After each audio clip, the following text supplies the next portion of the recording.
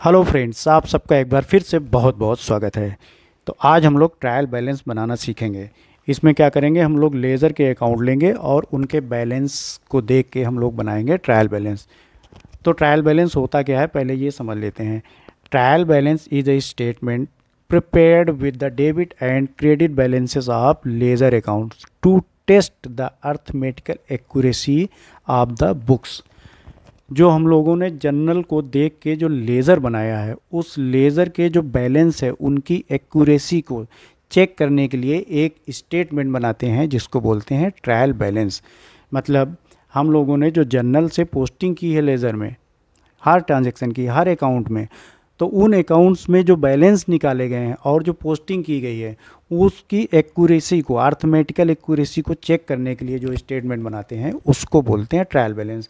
अब देखो trial balance का फॉर्मेट क्या होता है। यहाँ पे लिखेंगे ट्रायल बैलेंस ऑफ जिस भी ऑर्गेनाइजेशन का बनाएंगे। अब जैसे यहाँ पे शिवा ब्रदर्स एक कंपनी है, उसका ट्रायल बैलेंस यहाँ पे बनाया गया है एज एट 13 अप्रैल 2020। 30 अप्रैल को 2020 30 अप्रैल को ये ट्रायल बैलेंस बनाया गया है। किसका? शिवा ब्रदर्स का। अब इसका फॉर्मेट क्या है? पहला कॉलम है नेम ऑफ अकाउंट का। तो यहाँ पर इस वाले कॉलम में जो भी अकाउंट्स होंगे लेज़र के, उनके नाम लिख दिए जाएंगे। इसके बाद एक छोटा सा कॉलम बनाएंगे लेज़र फोलियो का, और उसके बाद एक कॉलम बनाएंगे डेबिट बैलेंस का। लेज़र का अगर डेबिट बैलेंस है तो डेबिट इसमें लिख देंगे, और उसके बाद एक क्रेडिट बैलेंस का कॉलम बनाएंगे। अगर किसी लेज़र अकाउंट का क्रेडिट बैलेंस है तो उसको क्रेडिट बैलेंस वाले कॉलम में लिख देंगे। उसके बाद डेबिट के जितने भी बैलेंसेस आए हैं उनका टोटल कर लेंगे, और क्रेडिट के जितने बैलेंस आए हैं उनका टोटल कर लेंगे।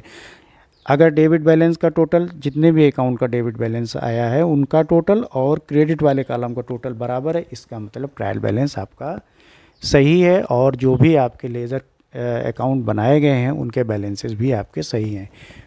तो लेज़र के बैलेंस को और जर्नल के जो भी ट्रांजैक्शन की पोस्टिंग होती है लेज़र में, इन सबको चेक करने के लिए जो स्टेटमेंट बनाते हैं उसको बोलते हैं हम लोग ट्रायल बैलेंस। और अब एक एक करके समझते हैं। अब देखो ये है आपका, क्या है? ये है कैश अकाउंट, कैश बुक है ये। अब ये डबल कॉलम कैश बुक है, इसमें एक कॉलम है कैश का और एक कॉलम है बैंक का। तो यहाँ पर कैश का जो बैलेंस है वो डेबिट बैलेंस है। कैसे देखोगे डेबिट बैलेंस है या क्रेडिट बैलेंस है? जो हम लोग ब्रॉड फॉरवर्ड करते हैं अमाउंट को लास्ट में, जो भी अमाउंट ब्रॉड फॉरवर्ड होती है, जब कोई भी अकाउंट क्लोज होता है उसके बाद जो नेक्स्ट डेट आती है। अब जैसे ये अप्रैल का बनाया गया है अकाउंट, ठीक है, अप्रैल में ये सारे ट्रांजैक्शन हुए कैश बुक में। अब 30 अप्रैल को यहाँ पर क्लोजिंग बैलेंस निकाला गया, क्या हुआ? 55,500 रुपये। अब ये 55,500 कहाँ से आया? देखो यहाँ पे देखना होगा कि डेबिट साइड में अमाउंट ज़्यादा है या क्रेडिट साइड में। तो यहाँ पर डेबिट साइड की अमाउंट कितनी है? 2,24,000 रुपये, 2,24,000 रुपीज़। और क्रेडिट साइड का जब टोटल करेंगे इस कॉलम का तो कितना आ रहा है? 1,68,500 रुपीज़। इसका मतलब डेबिट साइड की अमाउंट ज़्यादा है। इस डेबिट साइड में इस क्रेडिट साइड के अमाउंट को घटा देंगे। अब चूंकि डेबिट साइड की अमाउंट ज़्यादा है इसलिए ये है डेबिट बैलेंस, और यहाँ पर कैरी डाउन लिख देंगे बाय बैलेंस CD। तो कितना आया? 55,500। यही बैलेंस 1 मई को उठ के आएगा, बैलेंस BD ब्राउट डाउन होगा। तो यहाँ पर इस तरीके का जो भी आपको लेज़र दिया जाएगा या कोई भी अकाउंट दिया जाएगा, तो वहाँ पर जो ओपनिंग बैलेंस आएगा, बैलेंस ब्राउट डाउन जो भी आएगा उसको चेक करेंगे वो डेबिट साइड में लिखा है या क्रेडिट साइड में लिखा है। तो यहाँ पर जो बैलेंस ब्राउट डाउन हो रहा है वो लिखा है डेबिट साइड में, 55,500। तो इसका मतलब कैश अकाउंट का बैलेंस है डेबिट। तो डेबिट साइड में कैश अकाउंट लिखेंगे, कैश अकाउंट लिखेंगे यहाँ पर किस में? नेम ऑफ अकाउंट वाले कॉलम में, और डेबिट बैलेंस वाले में लिख देंगे 55,500, डेबिट साइड में लिख देंगे क्योंकि कैश अकाउंट का बैलेंस है डेबिट।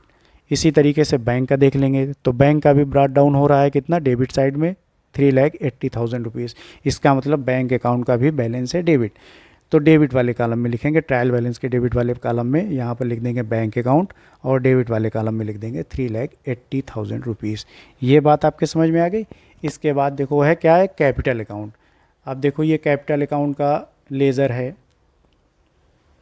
अब यहाँ पर कैपिटल अकाउंट क्या है? ये क्रेडिट साइड में ब्रॉट डाउन हो रहा है, बैलेंस ब्रॉट डाउन जो हो रहा है वो हो रहा है क्रेडिट साइड में। इसका मतलब कैपिटल अकाउंट का बैलेंस है क्रेडिट। तो अब ये ट्रायल बैलेंस के क्रेडिट साइड में लिखा जाएगा इसको। तो यहाँ पर नेम आप अकाउंट में लिखेंगे कैपिटल अकाउंट, और क्रेडिट साइड वाले कॉलम में लिख देंगे कितना, 2 लाख रुपये, 2 लाख आ रहा है, 2 लाख रुपए लिख देंगे यहाँ पे। आप परचेज अकाउंट, अब ये परचेज अकाउंट है डेबिट, क्योंकि क्रेडिट साइड में कोई ट्रांजेक्शन ही नहीं हुआ, इसका मतलब डेबिट बैलेंस है ये कितना, 4,90,000 रुपीज़। तो परचेज अकाउंट लिखेंगे और यहाँ पर डेबिट साइड में लिख देंगे 4,90,000 रुपीज़। इसी तरीके से सेल्स अकाउंट, ये आ रहा है आपका क्रेडिट साइड में इसका, तो 8,54,000 रुपये लिखेंगे किसमें, क्रेडिट साइड में ट्रायल बैलेंस के। और ये दिनेश हैं, इनका अकाउंट है, तो यहाँ पर दिनेश का अकाउंट ये ब्रॉट डाउन हो रहा है क्रेडिट साइड में, ये बैलेंस उठ के आ रहा है क्रेडिट साइड में। नेक्स्ट मंथ की 1 तारीख को दिनेश के अकाउंट का बैलेंस आ रहा है क्रेडिट साइड में, ब्रॉट डाउन हो रहा है। बस इसी को ध्यान में रखना है कि ब्रॉट डाउन क्रेडिट साइड में हो रहा है या डेबिट साइड में हो रहा है। अगर क्रेडिट साइड में हो रहा है तो ट्रायल बैलेंस के क्रेडिट वाले कॉलम में लिखेंगे, डेबिट साइड में हो रहा है तो ट्रायल बैलेंस के डेबिट साइड में लिखेंगे। तो यहाँ पर दिनेश हैं, इनका अकाउंट क्रेडिट हो रहा है कितने से, 58,000 रुपीज़ से। तो यहाँ पर लिख देंगे दिनेश, और क्रेडिट वाले कॉलम में लिख देंगे 58,000 रुपीज़। ये दिनेश का क्रेडिट बैलेंस है। इसके बाद मिस्टर गोपाल हैं, इनका लेज़र अकाउंट डेबिट हो रहा है, क्योंकि डेबिट साइड में इनका बैलेंस आ रहा है 1 मई को कितना, 80,000 रुपीज़। तो यहाँ पर गोपाल के डेबिट साइड में लिख देंगे, डेबिट वाले कॉलम में गोपाल का नाम डाल देंगे और यहाँ पर डेबिट वाले कॉलम में 80,000 रुपीज़ लिख देंगे। इसी तरीके से नितिन का कितना है, 50,000 रुपीज़, ये भी डेबिट बैलेंस है, तो डेबिट वाले कॉलम में 50,000 रुपीज़। फर्नीचर का ये भी डेबिट बैलेंस है कितना, 25,000 रुपीज़, तो ये भी फर्नीचर के डेबिट वाले कॉलम में डेबिट बैलेंस लिखेंगे कितना, 25,000 रुपीज़। और ये रेंट है, देखो खर्चों के जितने भी बैलेंस होते हैं डेबिट बैलेंस ही होते हैं। तो यहाँ पर रेंट अकाउंट कितना है, डेबिट 4,000 रुपीज़, तो यहाँ पर रेंट अकाउंट लिख देंगे और डेबिट वाले कॉलम में 4,000 रुपीज़ लिख देंगे। अब इसके बाद 3 अकाउंट और हैं, फटाफट से देख लेते हैं। ड्राइंग अकाउंट है आपका, ड्राइंग कितना है, ये हो रहा है आपका 15,000 रुपीज़ से डेबिट बैलेंस है ये ड्राइंग अकाउंट का, डेबिट साइड में ये ब्रॉट डाउन हो रहा है 1 मई को। तो यहाँ पर ड्राइंग अकाउंट लिखेंगे और ट्रायल बैलेंस के डेबिट वाले कॉलम में 15,000 रुपीज़ यहाँ पर मेंशन कर देंगे। और उसके बाद है सैलरी अकाउंट, ये एक एक्सपेंसेस है और ये भी डेबिट साइड में ही लिखेंगे। एक्सपेंसेस जितने भी होंगे उनके बैलेंस डेबिट ही आते हैं, तो इसको भी डेबिट साइड में लिख देंगे सैलरी अकाउंट लिख के, और यहाँ पर डेबिट वाले कॉलम में 14,500 रुपीज़। परचेज रिटर्न, ये देखो क्रेडिट साइड में इसका ट्रांजैक्शन हो रहा है, तो क्रेडिट साइड में लिखेंगे परचेज रिटर्न कितना है, 2,000 रुपीज़, तो क्रेडिट वाले में 2,000 रुपीज़ यहाँ पे लिख देंगे। अब इसके बाद डेबिट के जितने भी अमाउंट है सारा टोटल निकाल लो, कितना आया, 11,14,000 रुपये। और क्रेडिट वाले बैलेंसेस का इनका टोटल निकालो, कितना आया, 11,14,000 रुपये। इसका मतलब ये सारी पोस्टिंग और बैलेंसिंग बिल्कुल सही है, और ये बन गया आपका trial balance. Debit balance 11,14,000, credit balance 11,14,000, trial balance is complete. तो अब मिलते हैं नेक्स्ट वीडियो में। अगर कुछ भी समझ में नहीं आया है आप लोगों को तो प्लीज़ कमेंट करिएगा, दोबारा से मैं फिर से एक वीडियो बना दूंगा, कोई दिक्कत वाली बात नहीं है। तो मिलते हैं अब बेटा नेक्स्ट वीडियो में, तब तक के लिए take care and bye bye.